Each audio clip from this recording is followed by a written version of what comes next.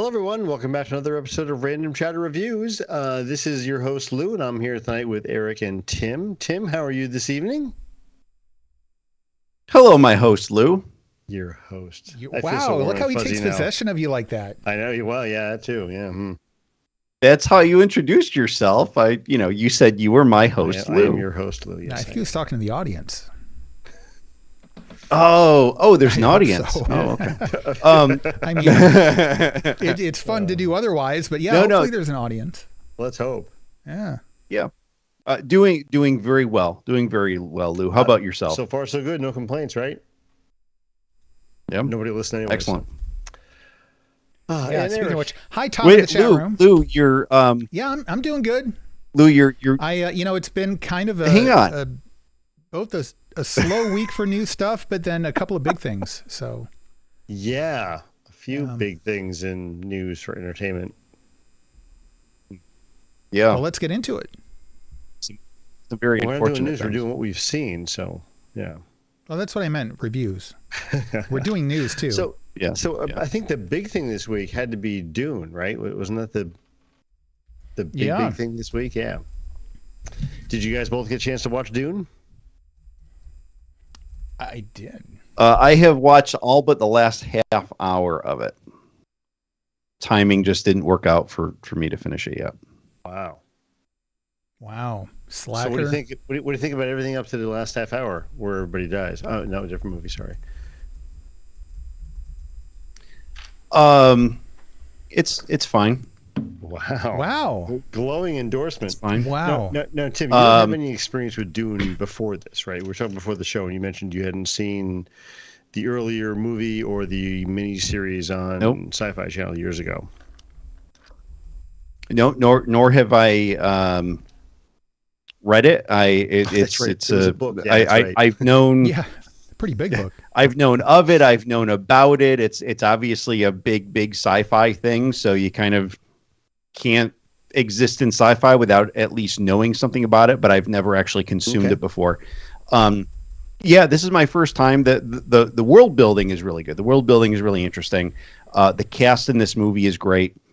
There are a couple of exceptions. The woman who plays the mother is an abysmally horrible actress. Sorry to say. Oh my gosh, she's terrible.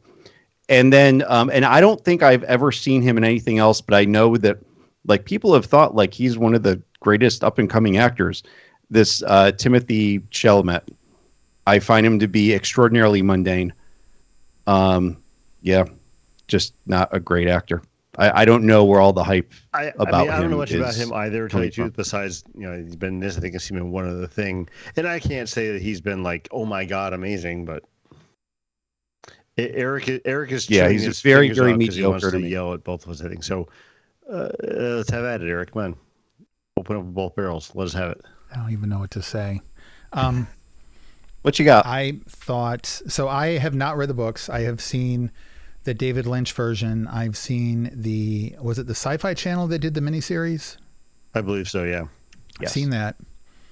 And then I've seen all of this film. I don't know what you're smoking. I thought his acting was great. I thought her acting was great. I thought that in both cases, it captured what was going on internally with both of those characters throughout the film. I thought, now I have a friend of mine who speaks like 12 languages, and I talked to them on the phone before recording this to make sure that I get the director's name pronounced correctly, and I'm still going to fail. I practiced it after talking to her, and then I saw him in an interview, and I'm like, that's not at all what I've been practicing. Dang it. Now I got to contact the director and say, dude, you're pronouncing your name wrong. Lou, you want to take a stab at it? As far as I know, it's Denis Villeneuve. Yeah, so no.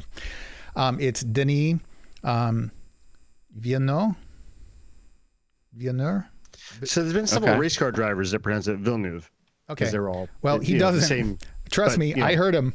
And then I spoke to someone who speaks French enough to be considered native. And she was like, no. You got to do this. It was a 20-minute conversation about like the right way to hold my tongue and do the different things. And I finally, I gave up into this. This is as close as I'm going to get. So, but he also directed Blade Runner 2049. He is very quickly becoming my favorite director. I thought the visuals were stunning. The way he frames the shots and comes up with the visual ambiance is really, really good. And then I walked, especially considering so much of this is, basically a desert planet. It's Tatooine fundamentally. And if you don't make it interesting, I mean, it has a propensity to just kind of wash out. And I absolutely give him credit for that. He makes what should be a visually boring landscape visually stunning. And then other things too, just the way he did the set design, and he broke down one of the scenes. I watched a YouTube video where he spent like 20 minutes breaking down the scene where Paul sticks his hand in the box. I forget the name of the ritual that is, but hearing him break down why he did each of these different things visually and what the characters are going through, and why he decided to keep the veil on the one character's face the whole time, and this and that. It's fascinating how his mind approaches this stuff. I've always thought that the stories is a little bit slow, and I was a little bummed to find out by the end that they're not doing the whole story, like the whole movie. It's just a part one. But I loved it. I thought it was so much better than the David Lynch version. And while I really appreciated the sci-fi miniseries, I thought this was way, way, way better. This exceeded my expectations. Okay. Lou, what did you think? So I grew up with the David Lynch version because I was in high school at the time when that came out. And, it was one of the first big epic sci-fi things that really, came around that wasn't, real popular in terms of, other things going on. It was popular in book format, but, and I thought that David Lynch did a good job with it. I thought the visuals were good in the movie. So this one being a pretty dramatic departure from that was kind of jarring for me, but I thought this was an excellent adaptation of the movie so far. And like you, I was kind of bummed that I years ago, or when I first heard about this, I knew it was part one and it wasn't the whole movie, but that had escaped my mind for some reason. And then when it came up and it said part one, I'm like, oh, so how much are we going to get? Where's it going to stop? I'm like, right. That's not what I wanted to have happen tonight. I was very happy with the visuals, very happy with the way this is going. It's crafted well. They're sticking to the storylines pretty much. It's just nice to see this take place in a modern movie, I would say.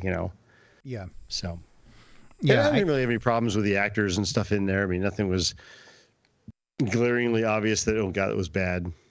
A lot of the performances are supposed to be a bit understated. And I don't know. I'm a little surprised to hear that you really disliked the performances that much, Tim. I understand it. I just disagree. I thought they were exactly what I was hoping they would be. Yeah, I again, the mother in this, I mean, I don't know anything about the actress. And I mean, yeah, she was not great. I didn't feel, and yeah, for Timothée Chalamet to be like so lauded by everyone, like he's this terrific up and coming actor. Yeah. It just felt very flat to me. It was, again, the character at this point in this story is supposed to be very understated. Yeah. And I thought that it's terrifically understated. And yet there were still moments where if you know what's going on, like inside the character's head at that time, I think he conveyed that through certain subtleties in body language and dialogue delivery and stuff. I was impressed. I don't know. I think maybe it has to do with if you've seen the other iterations of Dune. I think the acting in this, I think, was far superior too. I don't know. We'll see if the character changes enough in and the then second part where you get to see a little bit more of that. But I'm fully convinced that for an actor of his age carrying the role of such an epic character, and I'm not a huge Dune fan, but I recognize that this is one of the most epic characters in science fiction. And he didn't overdo it. He didn't underdo it. He did exactly the right amount to show that this is a character who, for the most part, is kind of quiet, but has this internal struggle kind of brewing that is going to come out, and he's going to find his way into a very powerful role. Well, yeah, and that's the thing. I think you're absolutely right, Eric, that he is, this part of the movie, he is still the son of the Duke. He hasn't taken his role on the main stage yet, and he is understated. He will become more when you see the second half. Yeah. The one thing I don't like, though, is it's a slow burn. I mean, the story has always been that way. And there's not a lot you can do about it if you want to stay close to the books, from what I'm told. And I'm told that this handles the books in a way that apparently is more accurate than the others. I don't really know, but it's a slow burn to get through this. Well, compared to something we're going to talk about in a little bit, this is a sprint. That's true. Let's just leave it there. But no, I think overall success with this, I think, is so far so good. I'm hoping they're going to finish this up really well. I like the casting for some of the other stuff. I mean, it was weird seeing Jason Momoa play a role like that. It didn't feel like him. He said he seemed more serious to me, which was and great. Not as over the top. Right. See, and I really liked what he did. I was also really disappointed in, like Dave Bautista is not the greatest actor that's out there, but he's a good actor, and I think a lot of people underestimate him. He had a minute on screen in a 2.5 hour movie. You get more of him later. I'm so unimpressed and underwhelmed with this movie. Okay. Wow. Well, I mean, I can kind of see that because this is the opening act to something that's pretty epic, and they're just kind of setting the pieces on the board. Imagine watching The Fellowship of the Ring, getting halfway through the movie and shutting the movie off. And that's what I did not like about this. When I got to the end of it and the credits started to roll, I said, "Oh, you got to be kidding me. Really?" I can't imagine someone who's had no experience with Dune sitting through this and liking it, to be fair. It doesn't entirely surprise me that you feel that way. If you knew the story of the first movie or something like that, and you recognize that this was basically half of a movie, I think you would have a different appreciation for it because you already know what's coming and what led up to it is so good. And maybe once if you don't have that, yeah, like it's a boring movie. I don't think this is going to stand on its own for people who aren't familiar with Dune. It's riding on the laurels of having been around for 30 years, 40 years, however old it is. I won't say I was bored by it because I liked the story. I thought the writing of the story itself was very good. I enjoyed it. I had some appreciation for the political nuances that were in it, which I think were like, they didn't make those very obvious. Like you had to pay attention to understand those and to pick up on those. Maybe I'll have better appreciation for it once the second movie comes out in 18 years or whatever. It's not that long. And when it does, you should watch it and let us know. Come back on the show and what you think. I think that you will appreciate the first one a little bit more. Come back on like I'm a guest? Yes. Yeah. Oh, anyway. Because we're going to kick him off. And again, apologies to Denny for, butchering your name, but at least I wasn't, Mr. Villeneuve over here. I put in some effort. Hey, every race car driver knows that name and pronounces it that way, so it's... Well, Denis is not a redneck, so... I'm talking about Formula One drivers, not like NASCAR. Okay. So there is a difference. Yeah, definitely. Okay, just saying. Now, what else has been new this past week or so that's come out? I did not see the Marvel Assemble Black Widow piece. It was okay. Did you guys both watch that? Yeah. I actually have not yet had a chance to watch it. It has been Mr. MCU. It's been like, it's been that crazy of a week that I have not had a chance yet to watch it. You had time taking a hockey game. Yeah, Tim. I did.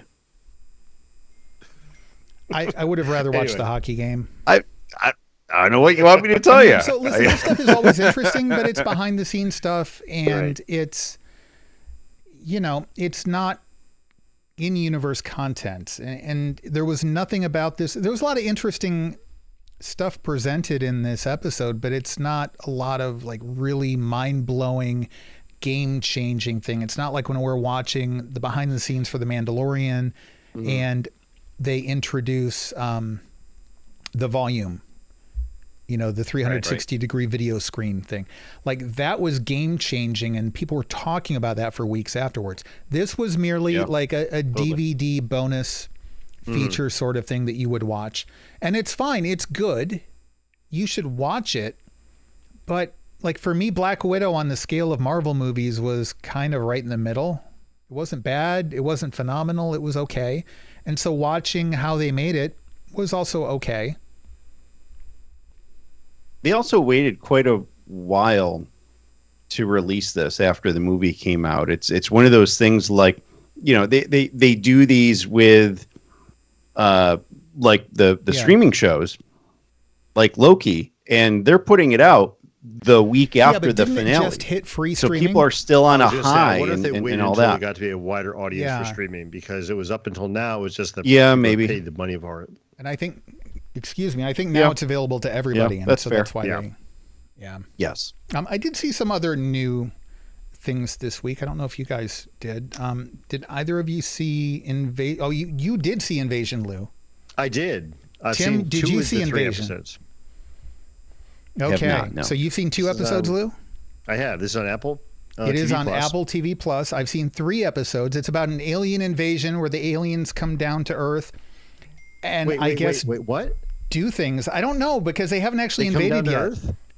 It's episode 3, and so you're like telling there've me been the next episode I'm blackouts. going to watch, I'm not going to know any aliens there either. I'm assuming the invasion will happen sometime during season 1. Maybe they'll save it for season 2. It's shot well.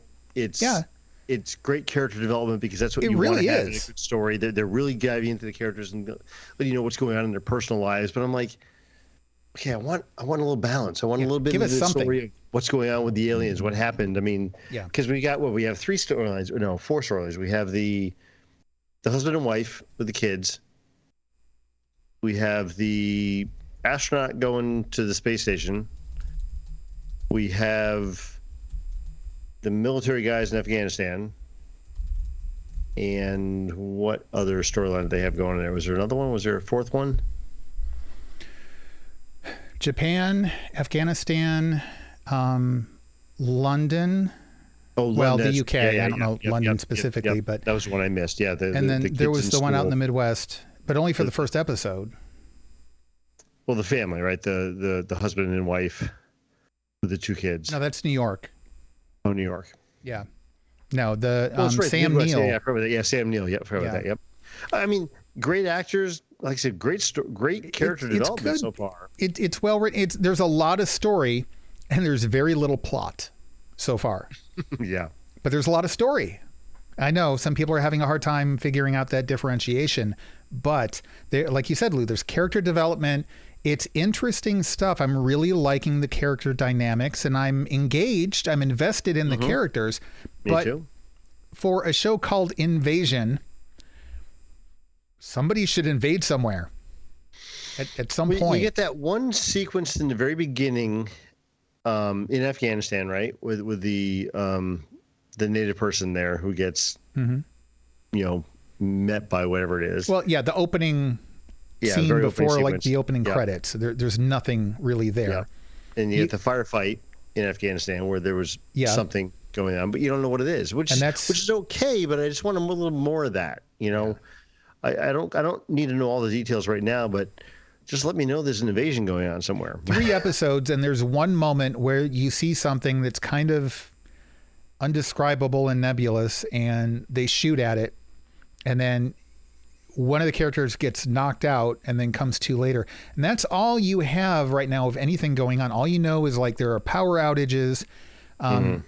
People are panicking and there's something happening worldwide, but like it's still very much in kind of that first few don't hours even get a sort of sense thing. of the worldwide thing though. Even I don't even get that. News I'm only reports 2 episodes in. on the you see news reports on the TVs in the background saying that there's been must be some sort of worldwide 3 really down, right? Because episodes 1 and 2 they don't really talk about that too much. I don't think. Oh yeah, there's a little bit of it in 3, and they don't talk about it still.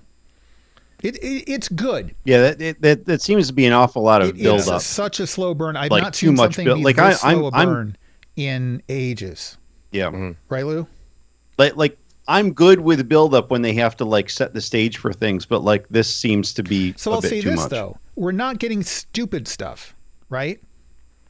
No, yeah, I agree. So we're not getting these. Ooh, here's a little mystery. Isn't this cool? When it's really not. Like it's not like La Brea. It's not like what was it, Debris. It's not, and I was okay with those shows because you kind of expect that. So in this one, they don't do that carrot in front of the horse thing. And I guess like I'm complaining about that, but I also have to respect it because we're not getting a lot of silliness and goofiness. And, you're not hearing dinosaur sounds on the island at the end of the pilot like you did in Lost.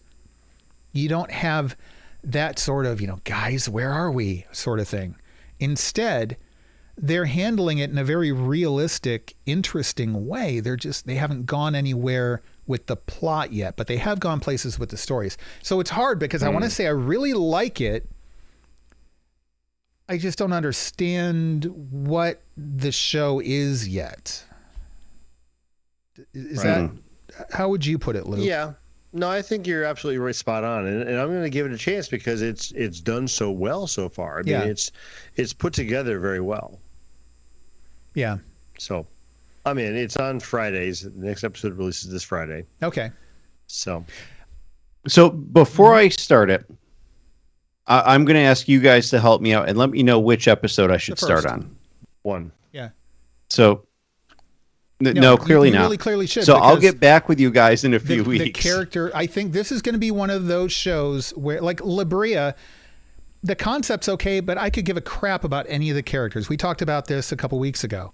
And because I don't give a crap about the characters, I've never gone back to the show. This one, I'm looking forward to the next episode, even though I don't know what to expect, because All right. I like where they're taking the characters, but you need that part of the journey.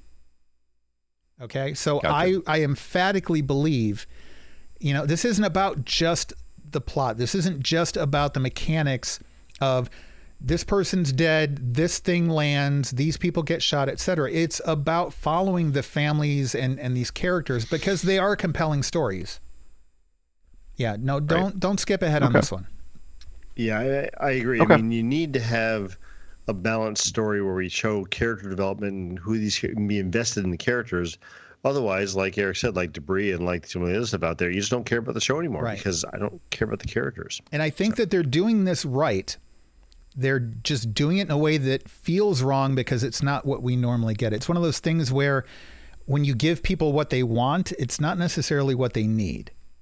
And I think that this is what's probably needed for good storytelling. It's just not what we typically ask for. Well, we'll see how it pans out. Yeah. I mean, I'm in for now. We'll find out where it goes. I also finished season 2 of Another Life. We talked about that last week. I did not yet. Season 2 had come out. Finished it. It's good. I mean, thought season 2 was much better than season 1. Okay. And season 1 was good, but I just kept questioning the people that decided to send this crew on a mission. But the story was good at the end. I like the way they took it in a different direction. Be interesting to see if they do a season 3 or not now. So okay, well, that makes me a little more anxious to go ahead and finish it up. Then I'm still only a few episodes into it. Finish it. Yeah, I'd finish up already. Okay, definitely. I did start a new Netflix series today that just came out. I got through, I think, the first 2 episodes. It's called Inside Job. It is an animated series. It is not for kids at all. People getting decapitated, F-bombs, like not for kids. I think it's really funny. It's kind of, if you take Archer and mix it with Star Trek Lower Decks and mix it with no, MODOK was horrible. Not that. Something that's actually funny. Like this. Like this was good. The idea is this is the shadow government that is like running the country. And this is the daughter of the guy who created this organization, who is finally stepping up into this role, except she has no people skills at all. And so the guy who's currently running it, who fired her father, brings in this guy who's kind of like an HR frat boy, yes man sort of thing, who is absolutely clueless. Like he met him at a party one day and liked his handshake. And so that's how he got hired. And so they have to kind of run things together. And it's that right balance of dysfunctional and yet interesting and funny. And it's definitely adult humor. And the inside jokes with different conspiracy theories and stuff are hilarious. And I highly recommend it. Okay. And I think it's like 30 minutes an episode. I'm down with that. It's good. Okay. It's on Netflix. Check it out. Inside Job. Cool. Okay. Tim, have you seen anything new that came out in the last week or so? No. Okay. He went to a hockey game. He did. Not in terms of, I mean, like there's some regular series types of things. Only Murders in the Building had their finale. We watched that. That was fantastic finale. They've already said they're going to do a season 2, and this ends with basically what is fundamentally the start of the second season. It wraps up really well. It's very good. Really happy with it. Cool. Now for new to us content, Eric, you and I are going to talk about this next week on Tuesday. We're going to do movie chatter. As part of our Halloween stuff, we're going to be doing the Abbott and Costello Meet Frankenstein movie. Yes. And I have not yet watched it. Really? I'm going to watch it. You're running out of time, yep. Lou. I've got it ready to go. I'm going to watch. And you know we were supposed to watch TikTok, it last Lou. Tuesday. So if I hadn't had to have worked overtime last Tuesday, what would you have done? I would have called Uncle and said I can't do it today because I haven't watched it. So we get to blame Tuesday on you instead of me. Nothing happened Tuesday. Right. And we're going to blame the nothing happening on you. Right. Okay, fine. Score. Lou, this is why we can't have nice things here at Random Chatter. Nice thing. I want to re-roll. Let's not. It's too soon. Let's not talk about that game. Wow, I need to replace that app. Anyhow, so yeah, Abbott and Costello Meet Frankenstein. So I listed that under like joint things for us to discuss, but I guess, you've seen it. I'm not ready to discuss it until Tuesday. I guess not. I have seen it probably 50 times. Really? How many times have you seen Star Wars? Careful. Like a couple hundred. Okay. You're safe. All right. But yeah, this is a movie that gets watched at least a couple of times this time of year, and then I usually end up jonesing for it other times around the year. I mean, all the Abbott and Costello monster movies are fantastic. This is probably the best one of them all. I hope I enjoy this. So, Lou, you will enjoy it, but... But I'm a big Abbott and Costello fan, and I am a big fan of the Universal Monster movies. So you put the two of these together, and it's just fantastic. Yeah. I mean, the only thing that could make it better for him would be putting Thrawn in it, and then, or Jar Jar, or both. How many other Abbott and Costello monster movies are there? Let's see. There's Invisible Man. There's Mummy. So I will say this. And then there's a Boris Karloff one, which is not a monster movie, but it is kind of a horror-ish ilk, comedy horror type of ilk. I liked this well enough that it makes me interested in Jekyll and Hyde, in checking out the others. Yeah. Okay. Yeah. They're all great. You'll be okay with it, Lou. I'm sure I will. I mean, as long as you still have that that nostalgic feel for the type of comedy that you grew up with back in college. Okay, moving right along here. Tim, what else have you watched? Really, the only other thing for me is the Body Snatchers. This is not Invasion of the Body Snatchers. This is the Body Snatcher. And speaking of Boris Karloff and actors who have been in monster movies, this is a Boris Karloff, Bela Lugosi movie. I think last week I mentioned another one as well. This one was not great. Bela Lugosi was like relegated to like a C character, C level character, and this was done in 1945. So like he had done Dracula and other movies prior to this, and so like, you know, pretty big star, and they just like they literally made him the house servant who had 4 minutes of screen time. Nice. Like less than great. Boris Karloff's character was really good. The story itself, all in all, is good. I wasn't thoroughly impressed with the movie, and I think part of that was my disappointment with the lack of Bela Lugosi in it. But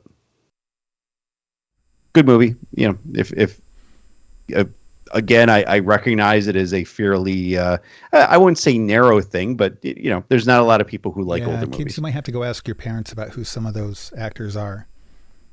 Who will then put you on hold and go ask their parents. Yeah. They might.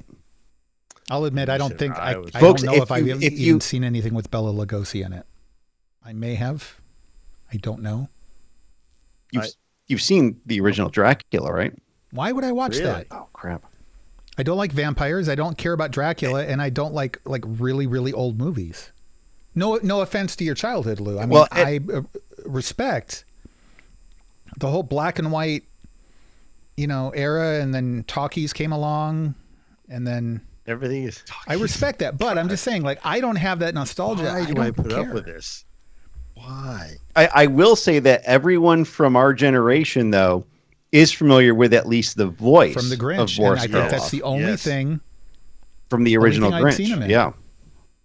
You know, Eric, I'm going to be, you know, try to rise above this petty bickering about the age thing. Yeah, good luck. And I'm gonna call you from Batu in a couple weeks and just see how you're doing.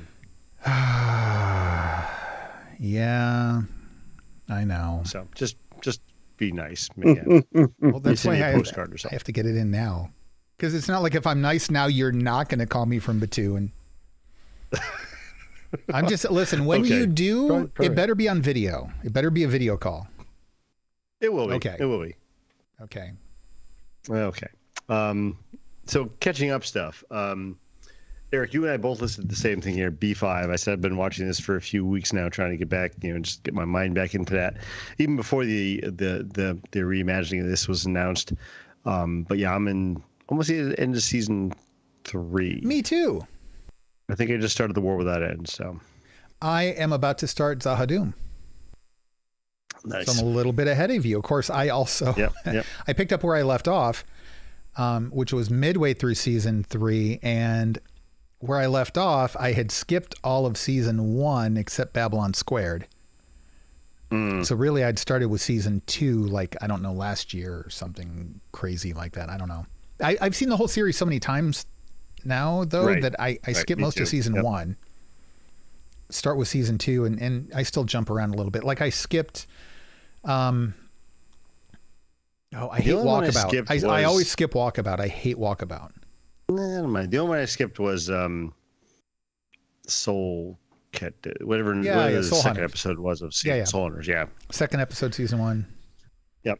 Yeah. Well, we were talking about this last week, and that's what got me to want to start watching it again. I was playing New World, which I'm still really enjoying, and I kind of wanted something on in the background. So for decades now, when I've been gaming and want something on in the background, I put on Babylon 5. So that's what I did.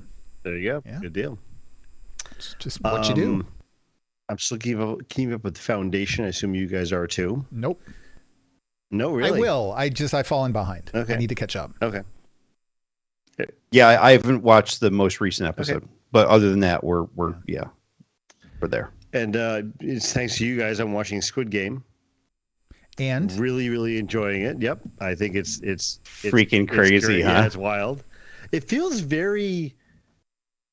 I can't put my finger on it, but it feels like it's similar to something else I've seen. Hunger Games. It has that more, it's, I don't know, something about it where there was something going on where something else is controlling their lives and putting them in play. It just feels, I can't put my finger on it, but it feels very familiar. But yeah, it's definitely great. I really enjoy it. And you're right. You'll watch them with the English subtitles and the English dubbing language, and it's not the same.